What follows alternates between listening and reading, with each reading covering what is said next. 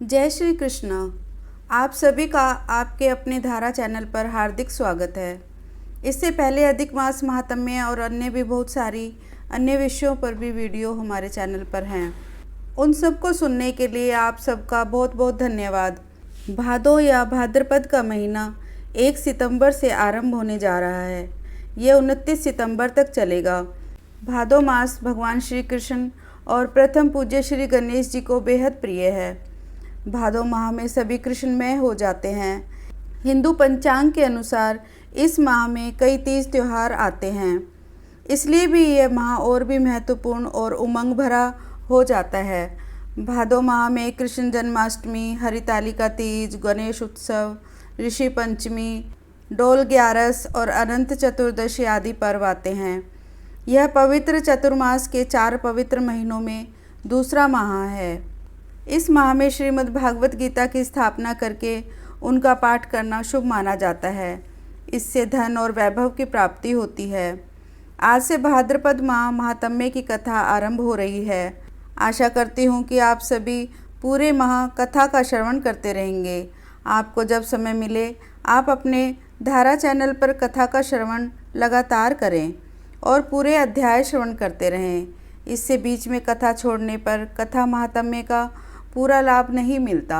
श्रीमद् भागवत पुराण सुनने के पीछे भी एक कथा है।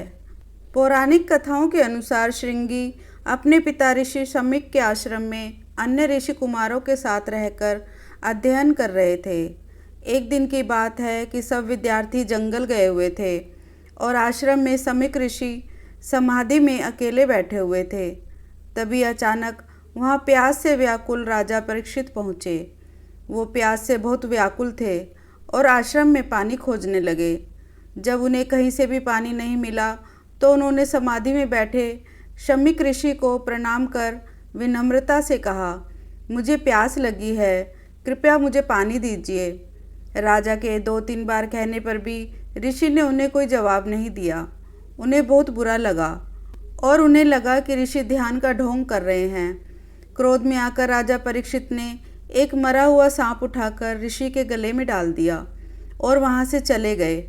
परंतु उन्हें आश्रम से जाते हुए एक ऋषि कुमार ने देख लिया और जाकर रिंगी को इसके बारे में खबर दी।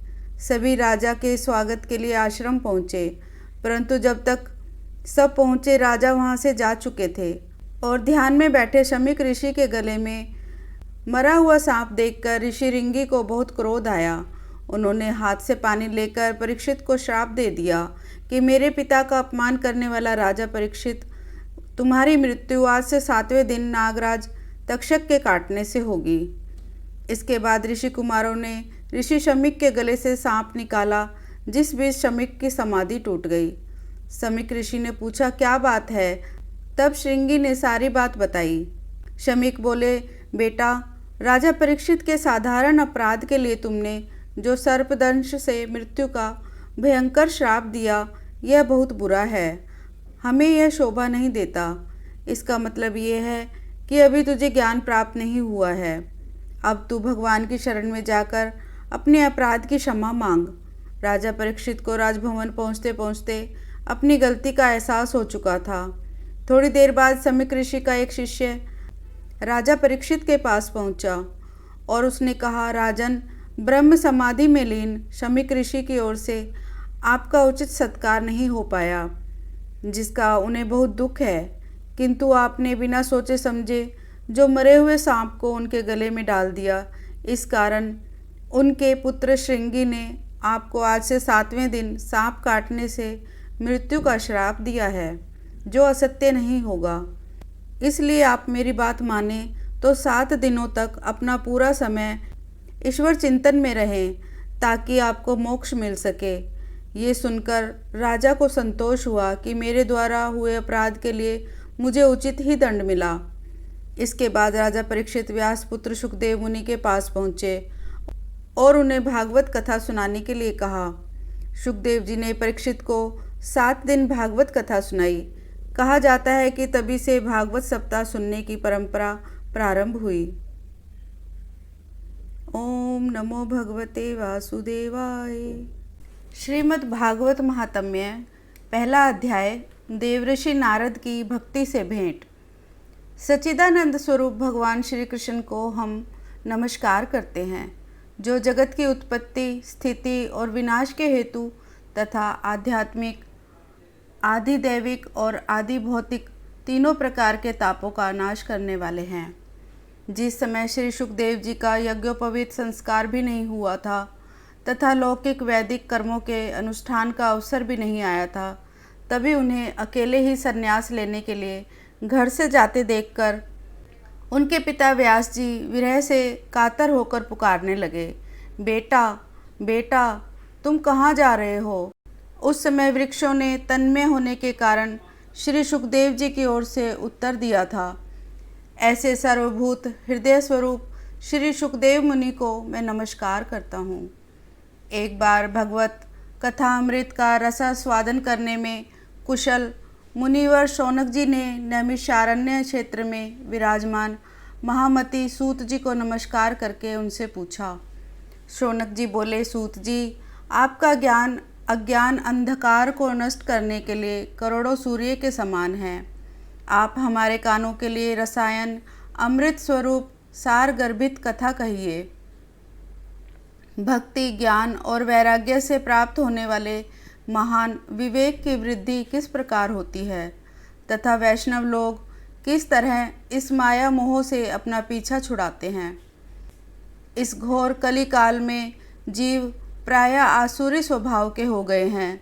विविध कलेशों से आक्रांत इन जीवों को शुद्ध बनाने का सर्वश्रेष्ठ उपाय क्या है। सूत जी, आप हमें ऐसा कोई शाश्वत साधन बताइए जो सबसे अधिक कल्याणकारी तथा पवित्र करने वालों में भी पवित्र हो तथा जो भगवान श्री कृष्ण की प्राप्ति करा दे।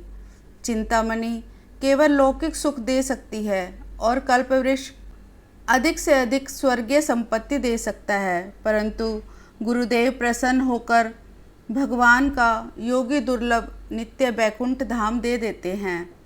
सूत जी ने कहा, शौनक जी, तुम्हारे हृदय में भगवान का प्रेम है, इसलिए मैं विचार कर तुम्हें संपूर्ण सिद्धांतों का निष्कर्ष सुनाता हूँ, जो जन्म मृत्यु के भय का नाश कर देता है, जो भक्ति के प्रवाह को बढ़ाता है और भगवान श्री कृष्ण की प्रसन्नता का प्रधान कारण है। मैं तुम्हें वह साधन बतलाता हूँ, उसे सावधान होकर सुनो।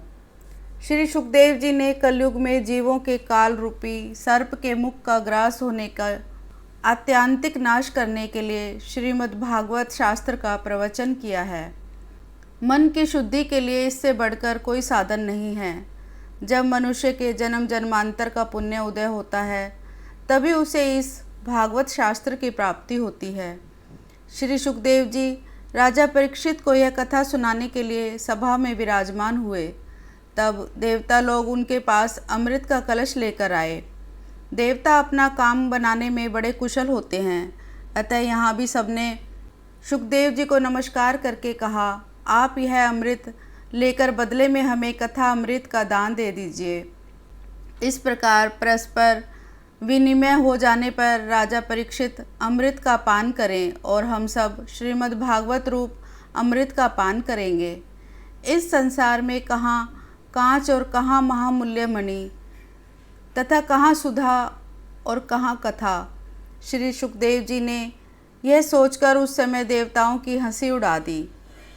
उन्हें भक्ति शून्य जानकर कथा अमृत का दान नहीं किया। इस प्रकार यह श्री भागवत की कथा देवताओं को भी दुर्लभ है। पूर्व काल में श्रीमद् भागवत के श्रवण से ही राजा परीक्षित की मुक्ति देखकर ब्रह्मा जी को भी बड़ा आश्चर्य हुआ था। उन्होंने सत्यलोक में तराजू बांधकर सब साधनों को तोला। अन्य सभी साधन तोल में हल्के पड़ गए। अपने महत्व के कारण भागवत ही सबसे भारी रहा। यह देखकर सभी ऋषियों को बड़ा विस्मय हुआ। उन्होंने कलयुग में इस भगवत रूप भागवत शास्त्र को ही पढ़ने सुनने से तत्काल मोक्ष देने वाला निश्चय किया। सप्ताह विधि से श्रवण करने पर यह निश्चय भक्ति प्रदान करता है। पूर्व काल में इसे दयापरायण सनकादि ने देवऋषि नारद को सुनाया था। यद्यपि देवऋषि ने पहले ब्रह्मा जी के मुख से इसे श्रवण कर लिया था, तथापि सप्ताह श्रवण की विधि तो उन्हें सनकादि ने ही बताई थी। शौनक जी ने पूछा, सांसारिक प्रपंच से मुक्त एवं विचरणशील नारद जी का सनकादि के साथ संयोग कहाँ हुआ और विधि विधान के श्रवण में उनकी प्रीति कैसे हुई। सूत जी ने कहा, अब मैं तुम्हें यह भक्तिपूर्ण कथानक सुनाता हूँ। श्री सुखदेव जी ने मुझे अपना अनंत्य शिष्य जानकर एकांत में यह सुनाया था। एक दिन विशालपुरी में चारों निर्मल ऋषि सत्संग के लिए आए। वहाँ उन्होंने नारद जी को देखा। सनकादि ने पूछा, ब्राह्मण, आपका मुख उदास क्यों हो रहा है? आप चिंता आतुर कैसे हैं? इतनी जल्दी जल्दी आप कहाँ जा रहे हैं और आपका आगमन कहाँ से हो रहा है? इस समय तो आप उस पुरुष के समान व्याकुल जान पड़ते हैं जिसका सारा धन लुट गया हो। आप जैसे आसक्ति रहित पुरुषों के लिए यह उचित नहीं है। इसका कारण बताइए। नारद जी ने कहा, मैं सर्वोत्तम लोक समझकर पृथ्वी पर आया था। यहाँ पुष्कर, प्रयाग, काशी, गोदावरी, हरिद्वार, कुरुक्षेत्र, श्रीरंग और सेतबंधु आदि कई तीर्थों में इधर उधर विचरता रहा, किंतु मुझे कहीं भी मन को संतोष देने वाली शांति नहीं मिली। इस समय अधर्म के सहायक कलयुग ने सारी पृथ्वी को पीड़ित कर रखा है। अब यहाँ सत्य, तप, शौच, बाहर भीतर की पवित्रता, दया, दान आदि कुछ भी नहीं है। बेचारे जीव केवल अपना पेट पालने में लगे हुए हैं। वे असत्यभाषी, आलसी, मंदबुद्धि, भाग्यहीन, उपद्रवग्रस्त हो गए हैं। जो साधु संत कहे जाते हैं वे पूरे पाखंडी हो गए हैं। देखने में तो विरक्त हैं, किंतु स्त्री धन आदि सभी का परिग्रह करते हैं। घरों में स्त्रियों का राज्य है। साले सलाहकार बने हुए हैं। लोभ से लोग कन्या विक्रय करते हैं और स्त्री पुरुषों में कलह मचा रहता है। महात्माओं के आश्रम, तीर्थ और नदियों पर विधर्मियों का अधिकार हो गया है। उन दुष्टों ने बहुत से देवालय भी नष्ट कर दिए हैं। इस समय यहाँ न कोई योगी है, न सिद्ध है, न ज्ञानी है और न सत्कर्म करने वाला ही है। सारे साधन इस समय कली रूप दावानल से जलकर भस्म हो गए हैं। इस कलयुग में सभी देशवासी बाजारों में अन्न बेचने लगे हैं। ब्राह्मण लोग पैसा लेकर वेद पढ़ाते हैं और स्त्रियां वैश्यावृत्ति में निर्वाह करने लगी हैं। इस तरह कलयुग के दोष देखता और पृथ्वी पर विचरता हुआ मैं यमुना जी के तट पर पहुंचा, जहां भगवान श्री कृष्ण की अनेकों लीलाएं हो चुकी हैं। मुनिवरों सुनिए, वहाँ मैंने एक बड़ा आश्चर्य देखा। वहाँ एक युवती स्त्री खिन्न मन से बैठी थी। उसके पास दो वृद्ध पुरुष अचेत अवस्था में पड़े जोर जोर से सांस ले रहे थे। वह तरुणी उनका सेवा करती हुई कभी उन्हें चेत कराने का प्रयत्न करती और कभी उनके आगे रोने लगती थी। वह अपने शरीर के रक्षक परमात्मा को दसों दिशाओं में देख रही थी। उनके चारों ओर सैकड़ों स्त्रियां उसे पंखा झल रही थी और बार बार समझाती जाती थी। दूर से यह सब चरित्र देखकर मैं कौतूहलवश उसके पास चला गया। मुझे देखकर वह युवती खड़ी हो गई और बड़ी व्याकुल होकर कहने लगी। युवती ने कहा, महात्मा जी, क्षण भर ठहर जाइए और मेरी चिंता को भी नष्ट कर दीजिए। आपका दर्शन तो संसार के सभी पापों को सर्वथा नष्ट कर देने वाला है।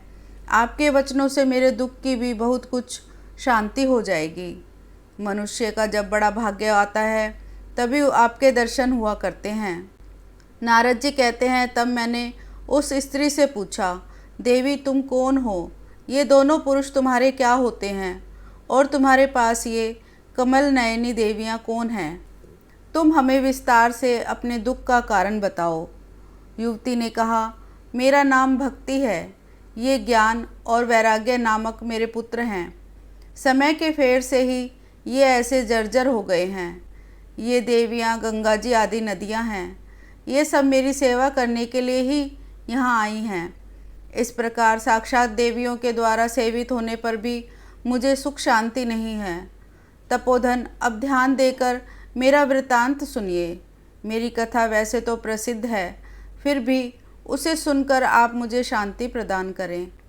मैं द्रविड़ देश में उत्पन्न हुई, कर्नाटक में बढ़ी, कहीं कहीं महाराष्ट्र में सम्मानित हुई, किंतु गुजरात में मुझको बुढ़ापे ने आ घेरा। वहाँ घोर कलयुग के प्रभाव से पाखंडियों ने मुझे अंग भंग कर दिया।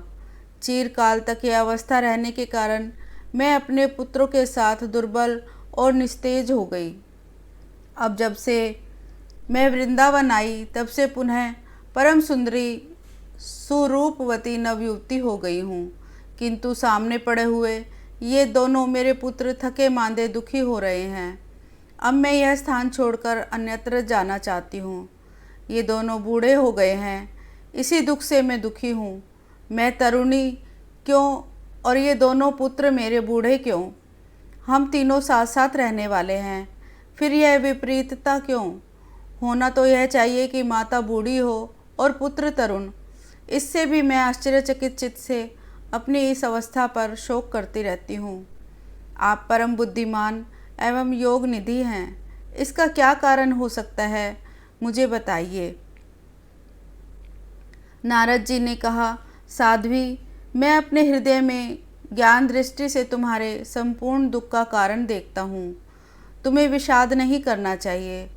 श्री हरि तुम्हारा कल्याण करेंगे। सूत जी कहते हैं, मुनिवर नारद जी ने एक क्षण में ही उनका कारण जानकर कहा। नारद जी ने कहा, देवी सावधान होकर सुनो, यह दारुण कलयुग है। इसी से इस समय सदाचार, योग मार्ग और तप आदि सभी लुप्त हो गए हैं। लोग शठता और दुष्कर्म में लगकर अघासुर बन रहे हैं। संसार में जहाँ देखो वहीं सत्पुरुष दुख से मलान हैं और दुष्ट सुखी हो रहे हैं।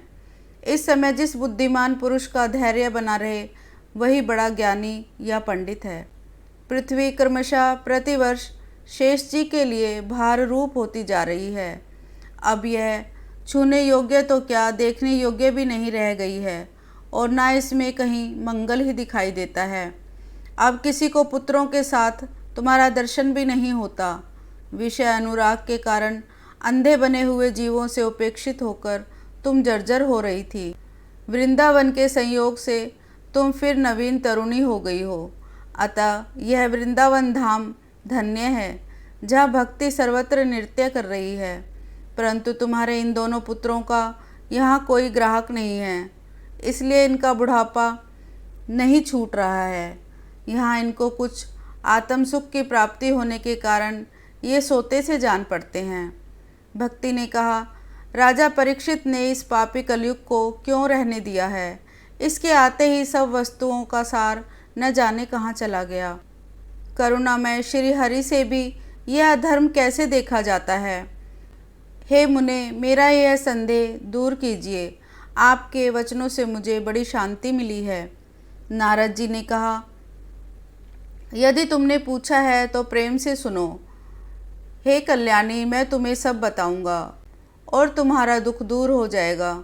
जिस दिन भगवान श्री कृष्ण इस भूलोक को छोड़कर अपने परम धाम को पधारे, उसी दिन से यहाँ संपूर्ण साधनों में बाधा डालने वाला कलयुग आ गया। दिग्विजय के समान राजा परीक्षित की दृष्टि पड़ने पर कलयुग दीन के समान उनकी शरण में आया। भ्रमर के समान सारग्राही राजा ने यह निश्चय किया कि इसका वध मुझे नहीं करना चाहिए, क्योंकि जो फल तपस्या, योग एवं समाधि से भी नहीं मिलता, कलयुग में वही फल श्री हरि कीर्तन से ही भली भांति मिल जाता है। इस प्रकार सारहीन होने पर भी उसे इस एक ही दृष्टि से सारयुक्त देखकर उन्होंने कलयुग में उत्पन्न होने वाले जीवों के सुख के लिए ही इसे रहने दिया। इस समय लोगों के कुकर्म में प्रवृत्त होने के कारण सभी वस्तुओं का सार निकल गया है और पृथ्वी के सारे पदार्थ बीजहीन भूसी के समान हो गए हैं। ब्राह्मण केवल अन्न धन आदि के लोभवश घर घर एवं जन जन को भागवत की कथा सुनाने लगे हैं, इसलिए कथा का सार चला गया। तीर्थों में नाना प्रकार के अत्यंत घोर कर्म करने वाले नास्तिक और नारकी पुरुष भी रहने लगे हैं, इसलिए तीर्थों का भी प्रभाव जाता रहा। जिनका चित्त निरंतर काम, क्रोध, महान लोभ और तृष्णा से तपता रहता है, वे भी तपस्या का ढोंग करने लगे हैं। इसलिए तप का सार भी निकल गया है। मन पर काबू न होने के कारण तथा लोभ, दंभ और पाखंड का आश्रय लेने के कारण एवं शास्त्र का अभ्यास न करने से ध्यान योग का फल मिट गया है। पंडितों की यह दशा है कि वे अपनी स्त्रियों के साथ भैंसों की तरह रमण करते हैं। उनमें संतान पैदा करने की ही कुशलता पाई जाती है। मुक्ति साधन में वे सर्वथा अकुशल हैं। संप्रदाय के अनुसार प्राप्त हुई वैष्णवता भी कहीं देखने में नहीं आती। इस प्रकार जगह जगह सभी वस्तुओं का सार लुप्त हो गया है। यह तो इस युग का स्वभाव ही है, इसमें किसी का दोष नहीं है। इसी से पुंडरीकाक्ष भगवान बहुत समीप रहते हुए भी यह सब सह रहे हैं। सूत जी कहते हैं, शौनक जी इस प्रकार देव ऋषि नारद के वचन सुनकर भक्ति को बड़ा आश्चर्य हुआ। फिर उसने जो कहा उसे सुनिए। भक्ति ने कहा, देव ऋषि आप धन्य हैं। मेरा बड़ा सौभाग्य था जो आपका समागम हुआ। संसार में साधुओं का दर्शन ही समस्त सिद्धियों का परम कारण है। आपका केवल एक बार का उपदेश धारण करके कयाधु कुमार प्रहलाद ने माया पर विजय प्राप्त कर ली थी। ध्रुव ने भी आपकी कृपा से ही ध्रुव पद प्राप्त किया था। आप सर्वमंगलमय और साक्षात श्री ब्रह्मा जी के पुत्र हैं। मैं आपको नमस्कार करती हूँ। भक्ति का दुख दूर करने के लिए नारद जी का उद्योग। नारद जी ने कहा, तुम व्यर्थ ही अपने को क्यों खेद में डाल रही हो? अरे तुम इतनी चिंता आतुर क्यों हो? भगवान श्री कृष्ण के चरण कमलों का चिंतन करो। उनकी कृपा से तुम्हारा सारा दुख दूर हो जाएगा। जिन्होंने कौरवों के अत्याचार से द्रौपदी की रक्षा की थी और गोपी सुंदरियों को सन्नाथ किया था, वे श्री कृष्ण कहीं चले थोड़े ही गए हैं। फिर तुम तो भक्ति हो और सदा उन्हें प्राणों से भी प्यारी हो। तुम्हारे बुलाने पर तो भगवान नीचों के घरों में भी चले जाते हैं। सत्य, त्रेता और द्वापर, इन तीनों युगों में ज्ञान और वैराग्य मुक्ति के साधन थे, किंतु कलयुग में तो केवल भक्ति ही ब्रह्म सायुज्य को प्राप्त कराने वाली है, अर्थात मोक्ष को देने वाली है। यह सोचकर ही परमानंद चिन्ह मूर्ति ज्ञान स्वरूप श्री हरि ने अपने सत्स्वरूप से तुम्हें रचा है। तुम साक्षात श्री कृष्णचंद्र की प्रिया और परम सुंदरी हो। एक बार जब तुमने हाथ जोड़कर पूछा कि मैं क्या करूं, तब भगवान ने तुम्हें यही आज्ञा दी थी कि मेरे भक्तों का पोषण करो। तुमने भगवान की यह आज्ञा स्वीकार कर ली। इससे तुम पर श्री हरि बहुत प्रसन्न हुए और तुम्हारी सेवा करने के लिए मुक्ति को तुम्हें दासी के रूप में दे दिया। इन ज्ञान वैराग्य को पुत्रों के रूप में दे दिया। तुम अपने साक्षात स्वरूप से बैकुंठ धाम में ही भक्तों का पोषण करती हो। भूलोक में तुमने उनकी पुष्टि के लिए केवल छाया रूप धारण कर रखा है। तब तुम मुक्ति, ज्ञान और वैराग्य को साथ लेकर पृथ्वी तल पर आई और सतयुग से द्वापर पर्यंत बड़े आनंद से रही। कलयुग में तुम्हारी दासी मुक्ति पाखंड रूप रोग से पीड़ित होकर क्षीण होने लगी थी, इसलिए वह तो तुरंत ही तुम्हारी आज्ञा से बैकुंठ लोक को चली गई। इस लोक में भी तुम्हारे स्मरण करने से ही वह आती है और फिर चली जाती है, किंतु इन ज्ञान और वैराग्य को तुमने पुत्र मानकर अपने पास ही रख छोड़ा है। फिर भी कलयुग में इनकी उपेक्षा होने के कारण तुम्हारे ये पुत्र उत्साहहीन और वृद्ध हो गए हैं। फिर भी तुम चिंता न करो, मैं इनके नवजीवन का उपाय सोचता हूँ। सुमुखी, कली के समान कोई भी युग नहीं है। इस युग में मैं तुम्हें घर घर में प्रत्येक पुरुष के हृदय में स्थापित कर दूंगा। देखो, अन्य सब धर्मों को दबाकर और भक्ति विषयक महोत्सवों को आगे रखकर यदि मैंने लोक में तुम्हारा प्रचार न किया तो मैं श्री हरि का दास नहीं। इस कलयुग में जो जीव तुमसे युक्त होंगे वे पापी होने पर भी बेखटके भगवान श्री कृष्ण के अभय धाम को प्राप्त होंगे। जिनके हृदय में निरंतर प्रेम रूपिणी भक्ति निवास करती हैं, वे शुद्ध अंतःकरण पुरुष स्वप्न में भी यमराज को नहीं देखते। जिनके हृदय में भक्ति महारानी का निवास है, उन्हें प्रेत, पिशाच, राक्षस या दैत्य आदि स्पर्श करने में भी समर्थ नहीं हो सकते।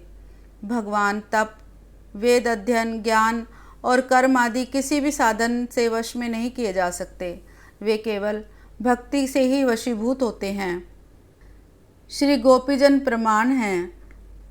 मनुष्यों को सहस्त्रों जन्म के पुण्य प्रताप से भक्ति में अनुराग होता है।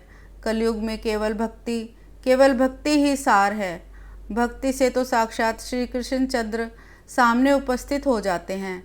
जो लोग भक्ति से द्रोह करते हैं वे तीनों लोकों में दुख ही दुख पाते हैं। पूर्व काल में भक्त का तिरस्कार करने वाले दुर्वासा ऋषि को बड़ा कष्ट उठाना पड़ा था। बस यह व्रत, तीर्थ, योग, यज्ञ और ज्ञान चर्चा आदि बहुत से साधनों की कोई आवश्यकता नहीं है। एकमात्र भक्ति ही मुक्ति देने वाली है। सूत जी कहते हैं, इस प्रकार नारद जी के निर्णय किए हुए उन महात्म्य को सुनकर भक्ति के सारे अंग पुष्ट हो गए और वे उनसे कहने लगी। भक्ति ने कहा, हे नारद जी, आप धन्य हैं। आपकी मुझ में निश्चल प्रीति है। मैं सदा आपके हृदय में रहूँगी, कभी आपको छोड़कर नहीं जाऊँगी। हे साधो, आप बड़े कृपालु हैं। आपने क्षण भर में ही मेरा सारा दुख दूर कर दिया, किंतु अभी मेरे पुत्रों में चेतना नहीं आई है। आप इन्हें शीघ्र ही सचेत कर दीजिए, जगा दीजिए। सूत जी कहते हैं, भक्ति के ये वचन सुनकर नारद जी को बड़ी करुणा आई और वे उन्हें हाथ से हिला डुलाकर जगाने लगे। फिर उनके कान के पास मुंह लगाकर जोर से कहा, ओ ज्ञान जल्दी जग, ओ वैराग्य जल्दी जग पड़ो। फिर उन्होंने वेद ध्वनि, वेदांत घोष और बार बार गीता पाठ करके उन्हें जगाया। इससे वे जैसे तैसे बहुत जोर लगाकर उठे, किंतु आलस्य के कारण वे दोनों जम्भाई लेते रहे, नेत्र खोलकर देख भी नहीं सके। उनके बाल बगुलों की तरह सफ़ेद हो गए थे। उनके अंग प्रायः सूखे काठ के समान निस्तेज और कठोर हो गए थे। इस प्रकार भूख प्यास के मारे अत्यंत दुर्बल होने के कारण उन्हें फिर सोते देख नारद जी को बड़ी चिंता हुई और वे सोचने लगे, अब मुझे क्या करना चाहिए। इनकी यह नींद और इससे भी बढ़कर इनकी वृद्धावस्था कैसे दूर हो। शौनक जी इस प्रकार चिंता करते करते वे भगवान का स्मरण करने लगे। उसी समय यह आकाशवाणी हुई कि हे मुने, खेद मत करो, तुम्हारा यह उद्योग निसंदेह सफल होगा। देवऋषि, इसके लिए तुम एक सत्कर्म करो। वह कर्म तुम्हें संत शिरोमणि महानुभाव बताएंगे। उस सत्कर्म का अनुष्ठान करते ही क्षण भर में उनकी नींद और वृद्धावस्था चली जाएगी तथा सर्वत्र भक्ति का प्रसार होगा। यह आकाशवाणी वहाँ सभी को साफ साफ सुनाई दी। इससे नारद जी को बड़ा विस्मय हुआ और वे कहने लगे, मुझे तो इसका कुछ आशय समझ में नहीं आया। नारद जी बोले, इस आकाशवाणी ने भी गुप्त रूप में ही बात कही है। यह नहीं बताया कि वह कौन सा साधन किया जाए जिससे इनका कार्य सिद्ध हो। वे संत न जाने कहाँ मिलेंगे और किस प्रकार उस साधन को बताएंगे। अब आकाशवाणी ने जो कुछ कहा है उसके अनुसार मुझे क्या करना। सूत जी कहते हैं, शौनक जी तब ज्ञान वैराग्य दोनों को वहीं छोड़कर नारद मुनि वहाँ से चल पड़े और प्रत्येक तीर्थ में जा जाकर मार्ग में मिलने वाले मुनीश्वरों से वह साधन पूछने लगे। कोई कुछ भी निश्चित उत्तर न देता। किन्हीं ने उसे असाध्य बताया, कोई बोले इसका ठीक ठाक पता लगाना ही कठिन है। कोई सुनकर चुप रह गए और कोई तो अपनी अवज्ञा होने के भय से बात को टाल मटोल करके खिसक गए। त्रिलोकी में महान आश्चर्यजनक हाहाकार मच गया। लोग आपस में कानाफूसी करने लगे। भाई, जब वेद ध्वनि, वेदांत घोष और बार बार गीता पाठ सुनाने पर भी भक्ति, ज्ञान और वैराग्य ये तीनों नहीं जगाए जा सके, तब और कोई उपाय नहीं है। स्वयं योगी राज नारद को भी जिसका ज्ञान नहीं है उसे दूसरे संसारी लोग कैसे बता सकते हैं। इस प्रकार जिन जिन ऋषियों से इसके विषय में पूछा गया, उन्होंने निर्णय करके यही कहा कि यह बात दुस्साध्य ही है। तब नारद जी बहुत चिंतातुर हुए और बद्रीवन में आए। ज्ञान वैराग्य को जगाने के लिए वहाँ उन्होंने यह निश्चय किया कि मैं तप करूँगा। उसी समय उन्हें अपने सामने करोड़ों सूर्यों के समान तेजस्वी सनकादि मुनीश्वर दिखाई दिए। उन्हें देखकर वे मुनिश्रेष्ठ कहने लगे। नारद जी ने कहा, महात्माओं, इस समय बड़े भाग्य से मेरा आप लोगों के साथ समागम हुआ है। आप मुझ पर कृपा करके शीघ्र ही वह साधन बताइए। आप सभी लोग बड़े योगी, बुद्धिमान और विद्वान हैं। आप देखने में 5-5 वर्ष के बालक के समान जान पड़ते हैं, किंतु हैं पूर्वजों के भी पूर्वज। आप लोग सदा बैकुंठ धाम में निवास करते हैं, निरंतर हरि कीर्तन में तत्पर रहते हैं, भगवत लीला अमृत का रसास्वादन कर सदा उसी में उन्मत्त रहते हैं और एकमात्र भगवत कथा ही आपके जीवन का आधार है। हरि शरणम, यह वाक्य सर्वदा आपके मुख में रहता है। इसी से काल प्रेरित वृद्धावस्था भी आपको बाधा नहीं पहुंचाती। पूर्व काल में आपके भ्रूभृंग मात्र से भगवान विष्णु के द्वारपाल जय और विजय तुरंत पृथ्वी पर गिर गए थे और फिर आपकी ही कृपा से वे पुनः बैकुंठ लोक पहुंच गए। धन्य हैं, इस समय आपका दर्शन बड़े सौभाग्य से ही हुआ है। मैं बहुत दीन हूँ और आप लोग स्वभाव से ही दयालु हैं, इसलिए मुझ पर आपको अवश्य कृपा करनी चाहिए। बताइए, आकाशवाणी ने जिसके विषय में कहा है वह कौन सा साधन है और मुझे किस प्रकार उसका अनुष्ठान करना चाहिए। आप इसका विस्तार से वर्णन कीजिए। भक्ति, ज्ञान और वैराग्य को किस प्रकार सुख मिल सकता है और किस तरह इनकी प्रेम पूर्वक सब वर्णों में प्रतिष्ठा की जा सकती है। सनकादि ने कहा, देव ऋषि, आप चिंता न करें, मन में प्रसन्न हो। उनके उद्धार का एक सरल उपाय पहले से ही विद्यमान है। नारद जी, आप धन्य हैं, आप विरक्तों के शिरोमणि हैं, श्री कृष्ण दास के शाश्वत पथ प्रदर्शक एवं भक्ति योग के भास्कर हैं। आप भक्ति के लिए जो उद्योग कर रहे हैं, यह आपके लिए कोई आश्चर्य की बात नहीं समझनी चाहिए। भगवान के भक्त के लिए तो भक्ति की सम्यक स्थापना करना सदा उचित ही है। ऋषियों ने संसार में अनेकों मार्ग प्रकट किए हैं, किंतु वे सभी कष्ट साध्य हैं और परिणाम में प्रायः स्वर्ग की ही प्राप्ति कराने वाले हैं। अभी तक भगवान की प्राप्ति कराने वाला मार्ग तो गुप्त ही रहा है। उसका उपदेश करने वाला पुरुष प्रायः भाग्य से ही मिलता है। आपको आकाशवाणी ने जिस सत्कर्म का संकेत किया है उसे हम बतलाते हैं। आप प्रसन्न और समाहित चित्त होकर सुनिए। नारद जी, द्रव्य यज्ञ, तपोयज्ञ, योग यज्ञ और स्वाध्याय रूप ज्ञान यज्ञ, ये सब तो स्वर्ग आदि की प्राप्ति कराने के कर्म की ही ओर संकेत करते हैं। पंडितों ने ज्ञान यज्ञ को ही सत्कर्म का सूचक माना है। वह श्रीमद् भागवत का परायण है, जिसका गान शुकादि महानुभावों ने किया है। उसके शब्द सुनने से ही भक्ति, ज्ञान और वैराग्य को बड़ा बल मिलेगा। इससे ज्ञान वैराग्य का कष्ट मिट जाएगा और भक्ति को आनंद मिलेगा। सिंह की गर्जना सुनकर जैसे भेड़िए भाग जाते हैं, उसी प्रकार श्रीमद् भागवत की ध्वनि से कलयुग के सारे दोष नष्ट हो जाएंगे। तब प्रेम रस में प्रवाहित करने वाली भक्ति, ज्ञान और वैराग्य को साथ लेकर प्रत्येक घर और व्यक्ति के हृदय में क्रीड़ा करेगी। नारद जी ने कहा, मैंने वेद वेदांत की ध्वनि और गीता पाठ करके उन्हें बहुत जगाया, किंतु फिर भी भक्ति, ज्ञान और वैराग्य ये तीनों नहीं जगे। ऐसी स्थिति में श्रीमद् भागवत सुनाने में वे कैसे जगेंगे? क्योंकि उस कथा के प्रत्येक श्लोक और प्रत्येक पद में भी वेदों का ही तो सारांश है। आप लोग शरणागत वत्सल हैं तथा आपका दर्शन कभी व्यर्थ नहीं होता, इसलिए मेरा यह संदेह दूर कीजिए। इस कार्य में विलंब न कीजिए। सनकादि ने कहा, श्री भागवत की कथा वेद और उपनिषदों के सार से बनी है, इसलिए उनसे अलग उनके फल रूपा होने के कारण वह बड़ी उत्तम जान पड़ती है। जिस प्रकार रस वृक्ष की जड़ से लेकर शाखा अग्र पर्यंत रहता है, किंतु इस स्थिति में उसका आस्वादन नहीं किया जा सकता, वहीं जब अलग होकर फल के रूप में आ जाता है तब संसार में सभी को प्रिय लगने लगता है। दूध में घी रहता ही है, किंतु उस समय उसका स्वाद अलग नहीं मिलता, वहीं जब उससे अलग हो जाता है तब देवताओं के लिए भी यह स्वादवर्धक हो जाता है। खांड ईक के और छोर और बीच में भी व्याप्त रहती है, तथापि अलग होने पर उसकी कुछ और ही मिठास होती है।